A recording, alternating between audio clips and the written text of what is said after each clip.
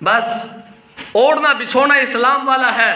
اگر یہ چاروں خصلتیں پائی جاتی ہیں تو یاد رکھنا وہ بندہ پکا منافق ہے، اس کے اندر اسلام نام کی چیز نہیں۔ صرف یہی سمجھ لے کہ اس نے اپنا جو لباس ہے، جو چوغا ہے، جو جبہ اور جو دستار ہے وہ اسلام والی ہے، باقی اسلام والی اس میں کوئی کہانی نہیں ہے۔ تو اس لیے یہ چاروں خصلتیں منافق کی ہیں۔ اور اللہ تبارک و تعالیٰ کیا فرما رہے ہیں؟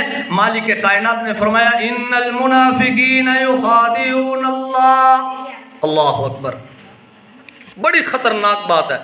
دیکھو ہم اللہ کو دھوکہ نہیں دے سکتے، اللہ کو دھوکہ، دنیا والوں کو دھوکہ دینا سمجھ لو آپ اللہ کو دھوکہ دے رہے ہیں، اور جو اللہ کو دھوکہ دے رہا ہے وہ اللہ کو دھوکہ دے سکتا نہیں۔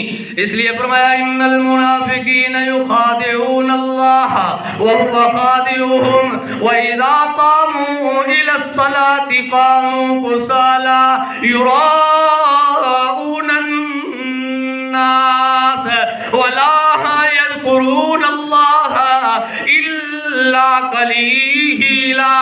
اور دنیا والوں اللہ کے سامنے کھڑے ہوتے ہو، اللہ کے سامنے نماز کے اندر کھڑے ہوتے ہو، دل لگا کر نماز پڑھا کرو، نماز کے اندر رب کے حضور پیش ہونا اپنی سعادت سمجھا کرو، نماز کو اپنے اوپر بھاری محسوس نہ کیا کرو، اذان ہو جائے خوش ہو جایا کرو، نماز کا وقت آ جائے خوش ہو جایا کرو۔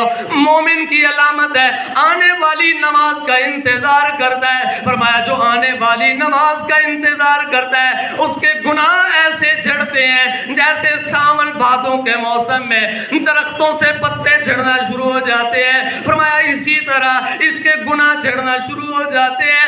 یہ مومن کی نشانی ہے اور منافق کی نشانی۔ فرمایا نماز میں کھڑا ہوگا دل برا ہوگا، دل لگی کے ساتھ نماز میں کھڑا نہیں ہوتا، وہ خالے کی نماز پڑھ رہا ہے، دکھلاوے کی نماز پڑھ رہا ہے، چاچا دیکھے گا بڑا سمجھے گا بھتیجا بڑا فرما بردار بڑا نمازی ہے، محلے کے حاجی صاحب دیکھیں گے فلاں نوجوان مسجد میں جا رہا ہے بڑا نمازی بنا ہوا ہے، سبحان اللہ ماشاءاللہ۔ اور دنیا والوں کو دکھانے کے لیے منافق نماز پڑھتا ہے، اللہ کی قسم وہ اللہ کو دکھانے کے لیے نہیں پڑھتا۔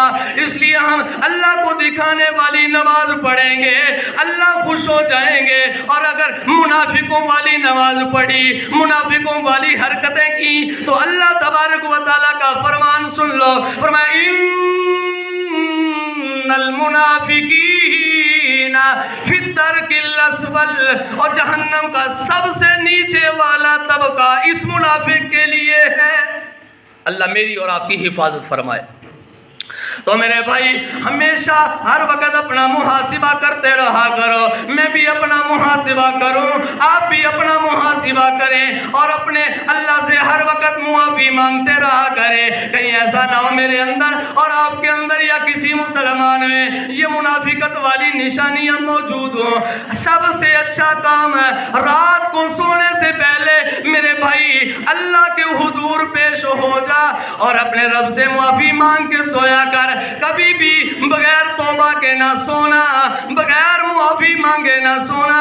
وقت کا نبی دو جہانوں کا بادشاہ امام الانبیاء حضرت محمد الرسول اللہ صلی اللہ تعالی علیہ وسلم اپنے رب سے 70 مرتبہ معافی مانگے کے سویا کرتے تھے۔ اس لیے میرے بھائی اللہ کا باغی بن کر نہ سونا، بغیر توبہ کے نہ سونا، کہیں ایسا نہ ہو کہ جناب جب ہم صبح اٹھیں یا ہماری بعد میں جب آنکھ کھلے تو لاحت کے اندر پہنچے ہوئے ہوں۔ اس لیے بغیر توبہ کے نہ سونا۔ بڑی خوبصورت بات کہنے والا کہہ رہا ہے خدا کی بستی میں باغی بن کر بغیر توبہ کے سونے والوں، خدا کی بستی میں باغی بن کر بغیر توبہ کے سونے والوں، جب آنکھیں کھولیں تو خود کو تم نے لاحد میں پایا تو کیا کرو گے؟ اللہ کے باغی بن کر اگر ہم سو گئے اور بغیر توبہ کے موت آ گئی تو لاحد میں پہنچ جائیں گے تو کیا کریں گے میرے بھائی؟ اس لیے ایسے کبھی بھی نہ سونے کی کوشش کرنا۔ رسالت مآب صلی اللہ علیہ وسلم خود بھی اور اپنی امت کو بھی یہ درس دے کر گئے ہیں کہ اللہ سے معافی مانگ کے سویا کرو، بغیر توبہ کے کبھی بھی نہ سویا کرو۔